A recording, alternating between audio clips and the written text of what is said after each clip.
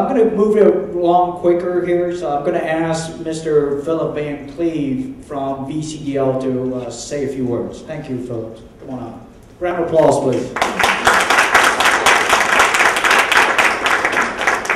He's so nice. He's actually put a 4-minute clock on himself. So I just lost 4 seconds of it.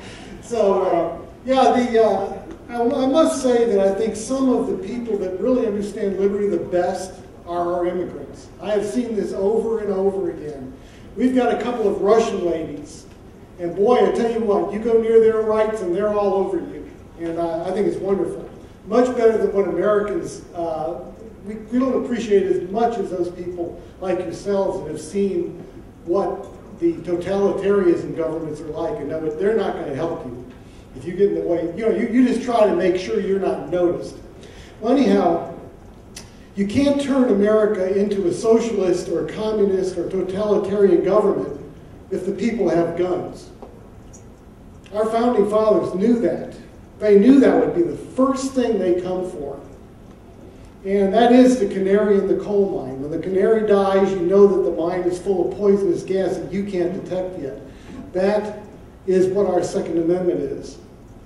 And it is all what they're pushing for, and they have always been pushing for this. They've been denying it up to now, but we knew what it was, and now they've admitted it.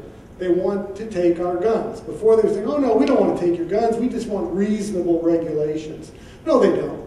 They want our guns. It's just a matter of time. They're going to continue. It's called death by 1,000 cuts. They're going to chop this away and chop that away. They're going to take this right away. They're going to make it so it's so difficult to be a gun owner that nobody bothers anymore. It's just too hard to be a gun owner.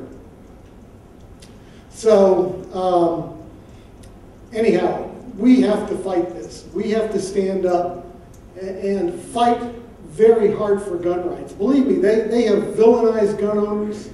They made us seem like we're all a bunch of dangerous, knuckle-dragging people that don't know anything. And nothing could be further from the truth. Gun owners in America are a slice of America.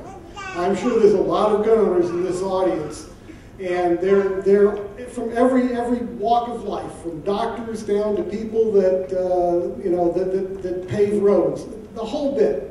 We're all Americans, we're all good people, we're very independent people. And that's not something that a totalitarian government likes. They don't like you to be independent. You're supposed to be dependent on the government. And you'll find that gun owners are some of the most independent people out there. And that's part of the American spirit and part of what we are. But I've never seen anything like this, not to this degree.